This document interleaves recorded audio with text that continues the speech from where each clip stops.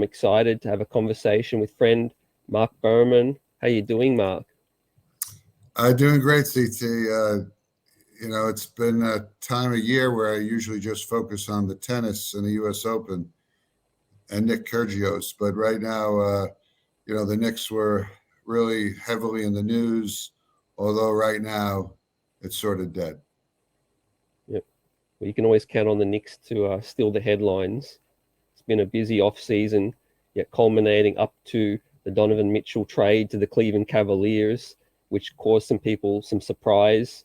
You wrote that it shocked the Knicks in the front office as well. We're here to talk about the aftermath of that. What was the tipping point in negotiations, Mark?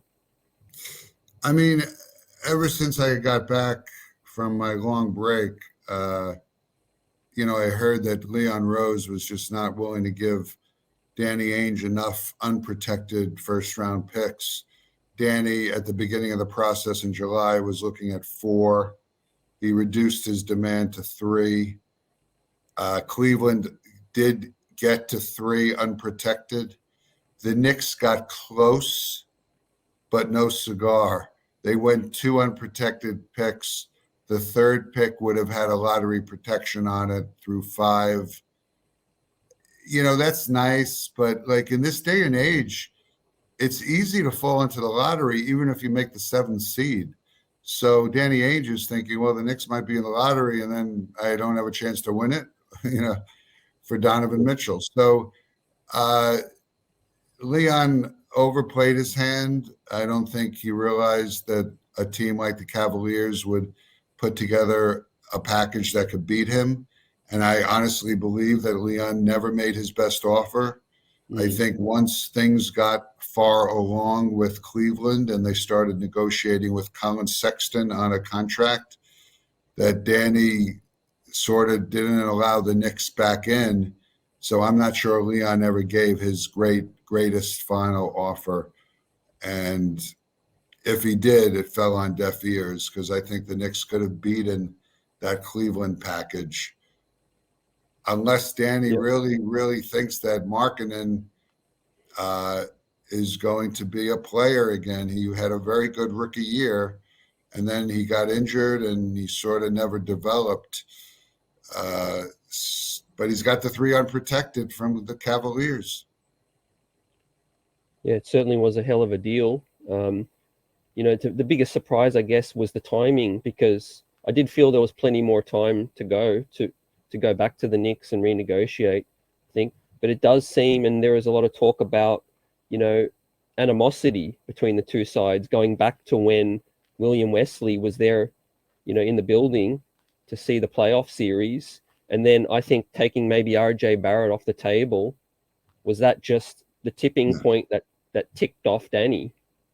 No, I'm told that's a scenario that wasn't exact. It made no sense, knowing how badly the Knicks wanted Donovan and how they were not 100%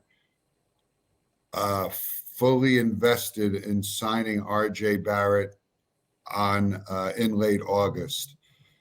Leon, I'm told, knew that the Cavaliers had gotten into the lead, and he may have given some ultimatum about, listen, we're going to sign RJ if you don't make a deal. But that was more of a bluff, and the bluff failed. I'm told that once the Knicks really felt that they were not going to get Donovan, that's when they started talking very seriously with RJ, more of a public relations move. They didn't want to have to sign RJ after it broke that Donovan was a lost cause, because then it would have looked like RJ clearly was the consolation prize. Let me tell you this, RJ Barrett was the consolation prize. Don't let any other report spin it in any way. Number 1 priority, Donovan Mitchell, not re-signing RJ Barrett on August 31st. So obviously, if the Knicks had a choice, they would have preferred to run it into the season with RJ, right? I'm sure they were looking forward to seeing what he looked like in the fourth year. I was told that they were very prepared to go into October, see RJ in training camp, probably, or maybe not, sign him at the deadline in mid-October. If not, let's see another season of RJ and take it into July 1st. Restricted free agency favors the team that has your rights. That's why it's restricted. Why are teams suddenly giving up that edge of restricted free agency? There are people in the Knicks organization who are still a little surprised that they had to sign RJ on August 31st instead of just waiting till October or July 1st. There is concern. They really like RJ. There's a lot of great things about him, but he's got flaws in his game. And I'm told, and I don't know if I wrote this yet, they're concerned about the free throw shooting because they realize, that he's going to get to the line a lot with his style of play. He's a terrific slasher and bull to the basket, but he's not a good free throw shooter. He's a below average 3-point shooter. He doesn't have a good right hand. And defensively, he could be better considering his size at that position. Athleticism, we've always known RJ was not an elite athlete that makes him like a surefire all-star, but he's got a lot of things going for him. One, he loves being in New York. He embraces the spotlight, loves the attention, loves the pressure. So there's a lot of good things with RJ, but Donovan Mitchell was priority number one. And RJ Barrett signing to a contract extension was not priority number one. So what do you make of the number that RJ agreed to? And how do you see this pairing moving forward? I guess, is there any worry from either side? Fans were shocked. A lot of fans were shocked at the reports, the detail of some reports out there. RJ's a good player with a good head on his shoulders. I think he can handle it. But yeah, any feeling from either side in terms of moving forward? Well, regarding the number, I mean, it's 120 million if you add in all the incentives that he might not reach, including all-star berths, team victories, all defensive team. So I think the base is more in the 108 million range. I think his first year probably will be in the $27 million range for 2022. No, for 2023-24. So the concern with the Knicks, from speaking to executives, is you have three players in Jalen Brunson, Julius Randle, and RJ Barrett making a ton of money in 2023-24, and neither really are considered all-stars. And if you're looking to make more maneuvers, those contracts aren't the greatest. If RJ improves this season, his contract will look okay. He's got to improve. I mean, he's 22 years old, and you think he would, but in some ways he's a very mature 22. You wonder how much more of a ceiling he has. The Dallas Mavericks think that Jalen Brunson has no more ceiling. He's hit his peak. Yeah, you went on SNY recently, and that's getting a lot of buzz about, who's got the inside track to get minutes. Quentin Grimes was kept out of this deal. Out of all negotiated deals you report. So does that mean Quentin Grimes has an inside track to get big minutes? I mean, Tom Thibodeau loves him. He pushed for his drafting. Evan Fournier, as much as he shot the ball well from three, not on all nights, but he shot a lot of them, and he set the record for most makes. He's just not a Tom Thibodeau defender. Tom did not want to play him, as you know, in the final minutes of games, and that frustrated the Frenchman. Quentin Grimes, Tom feels he could be as good, maybe not as good, but close to as good a three-point shooter as Evan, and he's a much better defender, much more intensity, much more toughness. So I think it's going to be a fight in training camp. As one scout said, if Evan Fournier is your starting shooting guard, you're not a good team. I think it's going to be an open competition. Yep.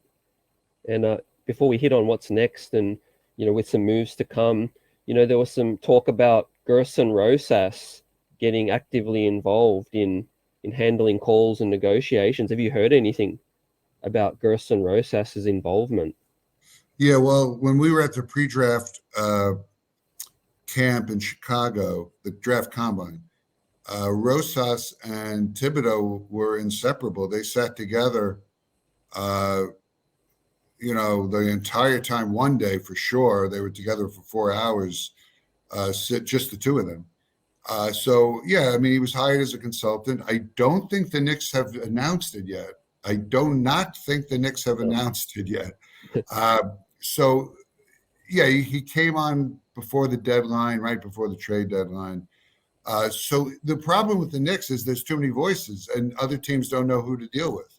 So you got Rosas calling you, you got Brock Aller calling you, William Wesley, and I guess President Leon Rose makes some calls too. So, it's the cliche of too many cooks in the kitchen with the Knicks, resulting in a lack of strong consensus a lot of times. The last two trade deadlines, the Knicks did absolutely nothing, except the first year they got rid of Austin Rivers and Brezdikas just as a salary dump. But last March or February, Zippo, and then they are unable to get Donovan Mitchell. Now on draft night, they went nuts, but going nuts and trading your lottery pick, your prized 11th pick in the draft, just to clear cap space because your summer of 2021 was such a disaster. I mean, I'm surprised Knicks fans are so optimistic, I'll be honest. We know how much you would have wanted to see Donovan Spider Mitchell and how much he wanted to be in New York. I think everybody knows that. He is going to be a free agent in 2 years' time as well, but we're talking about the now, and it all comes back to Julius Randle again. RJ is the most paid player now, the face of the franchise, and I wanted to ask you this too as a follow-up to something you mentioned during the season. Now, the Knicks, you hinted that the Knicks may have had an opportunity to get a Tyrese Halliburton for a trade involving Julius Randle, and ultimately they took Sabonis. Did the Knicks have an opportunity to include Julius in a Tyrese Halliburton trade? And what do you see as the next move with Julius now? Yeah, well, they definitely talked to the Kings about Julius, and I think Sacramento could still have some interest in Julius.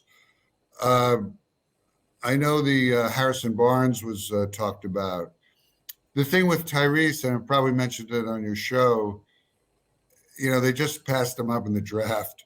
It's funny because even with Donovan, they passed Donovan up in the draft, and now almost, gave up a ton of assets for him. And then to give up things for Tyrese after passing him up in the draft for Toppin, it's just like, it doesn't look great. But, it's only been a couple of years. So like some of the scouts still wonder about his strength defensively. But he's done better on the offensive end for sure. I mean, he's still not a good defender, but he's a very smart player, and I really like him, smart kid. But again, it's hard to trade Julius at that time. So I don't know if Sacramento would have given up Tyrese for Julius. And I think Sabonis is right now a safer player. So you think Julius is here for the foreseeable right now into the season? Well, it's definitely awkward. I mean, the coaching staff knows it's awkward. They want to play Obi. I mean, I've said on the show that Tom started to really like Obi Toppin late in the season. He saw something. It finally clicked with Tom. Like, it's not just about, oh, he's not a great team defender and his lateral quickness and doesn't have rim protection. They saw that he makes others better just by his energy and spirit. And he's obviously has a great connection with Emmanuel quickly. But there was these intangibles that shone through down the stretch of the season with Obi. And, he started hitting his three-point shot. I mean, like, that's huge for Tom. I mean, Tom loves when you can hit the three-point shot. So he started hitting his three-point shot. But beyond that, the intangibles of making other guys more lively on the court. Unfortunately, the starting power forward had an opposite effect because he had the ball so much and dribbled the ball into the ground. And I think the teammates were watching Julius more than being enjoyed playing with Julius. Yeah. Well, yeah, we've got to see what happens with the LA Lakers as well. They have the $47 million man, Russell Westbrook, that, the whole league expects them to try to move on from. So aside from Julius, Evan Fournier and Cam Reddish, would you then put those two guys as the most likely, potential moves, earliest that we might see? Yeah, well, I mean, listen, I wrote a few days ago, and naturally, because Twitter is Twitter, a couple of the report got twisted a little. I never said he demanded a trade to management. I said he prefers a change of scenery. He realizes he would get a better opportunity in another spot. He doesn't see a big opportunity with the Knicks. When I go through the roster right now, I see a 10-man rotation, and it doesn't have Cam in it.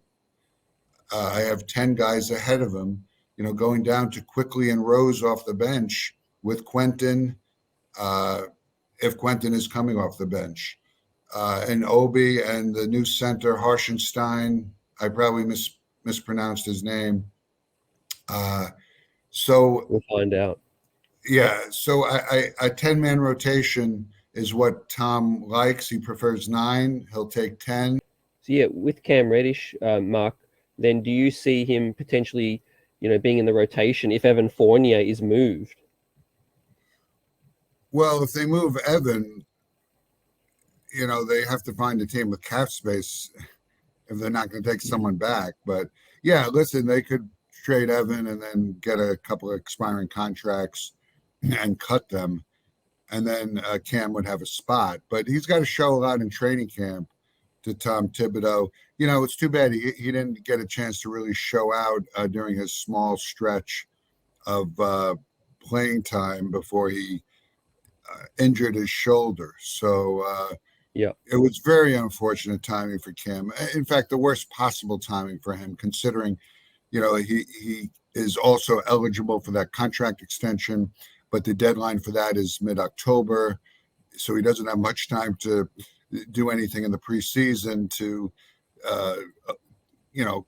convince Thibodeau that he deserves a deal. So there's no way he's getting a contract extension, but the key is Tom going to find more time for him in the rotation? And they would have to have Evan traded or have another trade to open up a slot for him. Yeah, a lot of fans are so high on Cam from, I guess, what he offers something different to what the Knicks currently have, Mark. Quentin Grimes is 6'5". Evan Fournier isn't, lengthy and athletic. And RJ Barrett is 6'7", ideally better at the 2. And now that Spider Mitchell's not here, Cam Reddish is 6'8". He offers something different. And that's what fans are intrigued with and would just love to see him, get a chance, because Leon Rose did trade for him, and clearly Leon Rose took a flyer. Yeah, well, when the trade was made, we pointed out that he brings something where not only he could play the 3, but he's got the size to play the 4, the type of combo forward that, as you mentioned, the Knicks kind of don't have. They have 2 3s. However, the trade was made before Obi really excelled. And right now, the power forward position is a conundrum without Cam's presence as Obi and Julius fight for minutes. I'm just very interested if they go into the season with Obi and Julius, what the minutes makeup will be. Listen, someone told me, listen, Obi will get more minutes if Julius is still playing like he played last year. But if Julius is back to 2 years ago or close to it, then Julius is going to get his 34 minutes. Yep.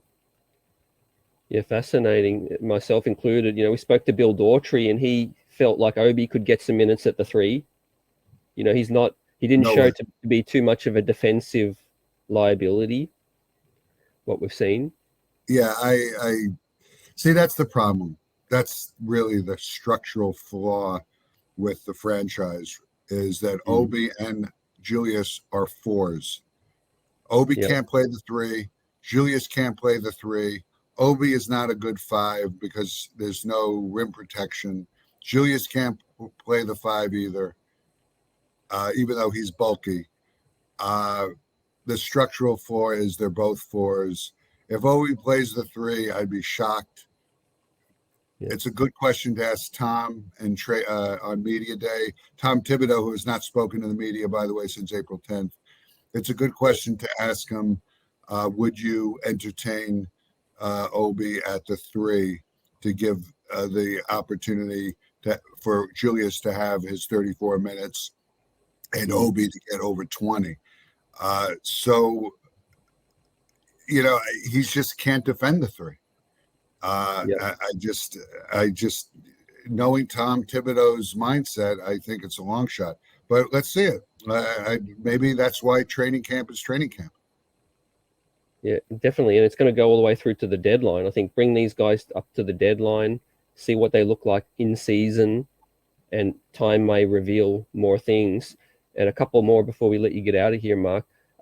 Now, obviously, the situation is the Knicks don't have that box office player that Spider Mitchell is. Who do you think might be, critiqued the most from James Dolan's eyes? Do you think James Dolan would be upset at the fact that the Knicks didn't get Donovan Mitchell?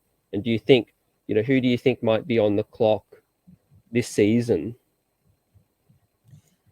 Well, I disagree in what you said about they don't have a box office guy. I mean, that was part of the RJ signing. He is so popular with the fans. Maybe it's because he was so Duke number 3 pick. They know he loves New York. They love the way he plays because it's 100% tenaciousness every moment of the game. And they really appreciate that. And they love him. So he is box office. And it's one of the reasons why Dolan said, all right, let's do it. Even though maybe he's not an all-star, he likes him as part of the franchise. So, yeah, listen, they need another star player to be a 6th seed. But in terms of box office, I think there'll be interest in this team. Jalen Brunson is, again, looking to be a fan favorite. He has a very stoic personality, a lot like Derrick Rose in that way. He doesn't showboat. He's not Emmanuel Quickly, and he's not going to do a swim dance on the floor after hitting a 3-point shot. He goes right back to play defense. But no, I think that this team is going to have a lot of interest still, even without Donovan. It's Tom Thibodeau. I mean, in January, if the team is out of it or if their record is what it was a season ago, I think the Knicks will make a move. As I reported I didn't report at the All-Star break, but afterwards I said that a few people in the Knicks front office wanted to cut ties with Thibodeau at the All-Star break. Leon Rose said no way. But I think at some point during the season, if the Knicks are underachieving, I think Tom is gone. Yeah, fascinating. And all eyes turn to potentially the next big name, the next target. That's always the aim, to improve the team, Mark. yes, it's exciting this season. I'm looking forward to seeing what this team can be, fight for the play-in. But, you know, Shai Gilgeous-Alexander, there's noise coming out of LaMelo Ball's camp, you know, that he might be unhappy with Charlotte not making, you know, upgrades. You know, are there any names that you feel you could see in the future being connected to this team? LaMelo Ball is a good name. Well, obviously we wrote Shai Gilgeous-Alexander. Under how many draft picks does Oklahoma City need? Like they have a star in their midst, and unless he demands a trade, which could happen if he feels this rebuilding process not good. Listen, I will point out one thing about Shai. The Knicks never got to work him out. His agents in Los Angeles wanted him with the Clippers, and they wouldn't do any workouts. They guided him to the Clippers. So they wanted him in Hollywood. Now he's in Oklahoma City, which is about the exact opposite of La La Land. So I could see him getting disgruntled and saying, hey, I'm going to pull a Donovan Mitchell, Jimmy Butler, and ask out. And a Kevin Durant, although it didn't work with Kevin. The other name you mentioned, LaMelo, we wrote it, and I know it. He wanted the Knicks to draft him, but his dad did too. It did not happen. He did not fall, obviously, and the Knicks did not have a good lottery showing again with the ping pong balls. So that's LaMelo's in Charlotte, another backwater city. I think LaMelo would love the big stage. So a great name. Listen, we've always talked about Devin Booker, a former Leon Rose client. And Phoenix, there was something very wrong on that court when the Suns got knocked out. That was a very weird final game. Something was amiss. So if they go through another season where they underachieve, who knows what Devin Booker might want to do. So it's all in the planning. Listen, Leon didn't get the job done with Donovan, but obviously they're talking and they're saying, they have this draft capital.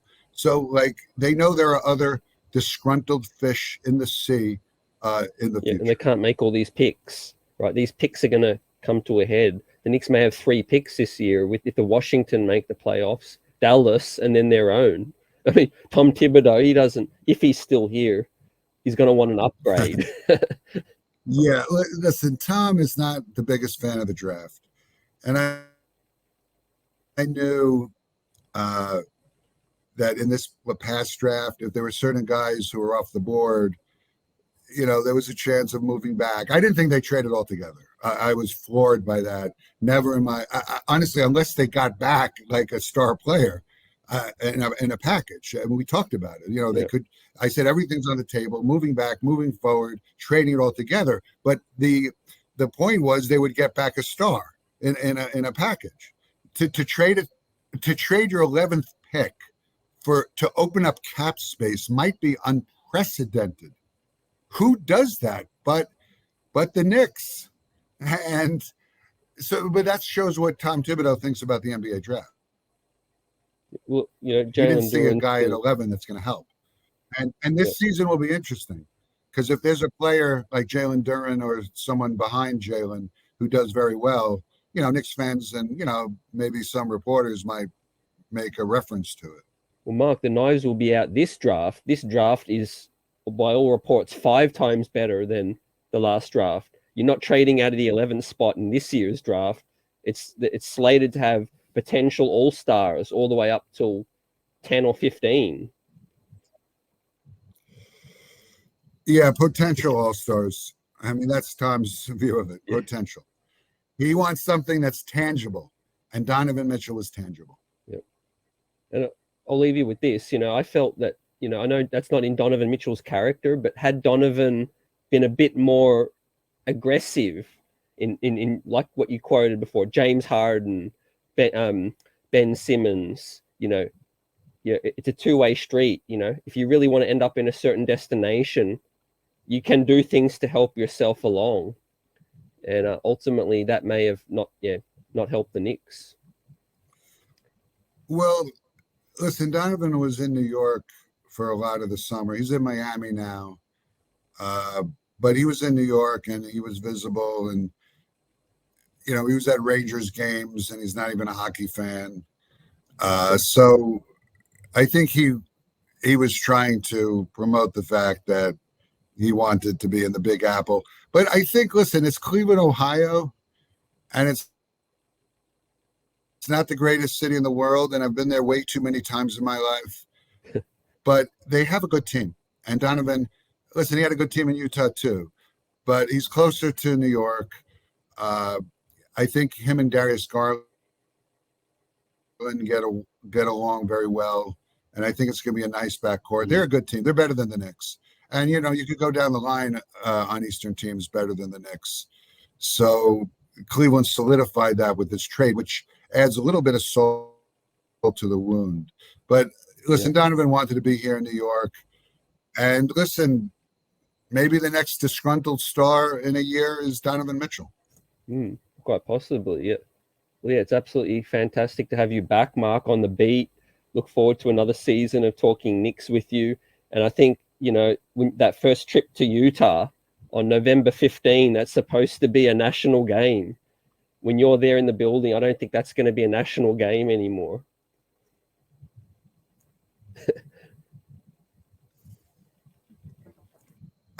You froze up on that. Could you just repeat that? I said that November 15 national game in Utah, when you're in the building, I don't think that's going to be a national game anymore.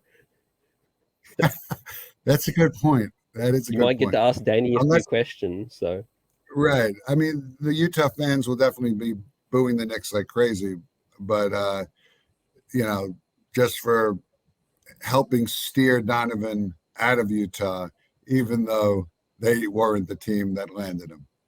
Yeah, I think a better option will be making Cavs at MSG. Donovan Mitchell returns to the Garden as a Cav. Yeah, that's TNT would eat that up. Yeah. Well, Donovan at the Garden last season, he rang it up. 35 maybe, I think he scored. He was really psyched. And that night I just knew it.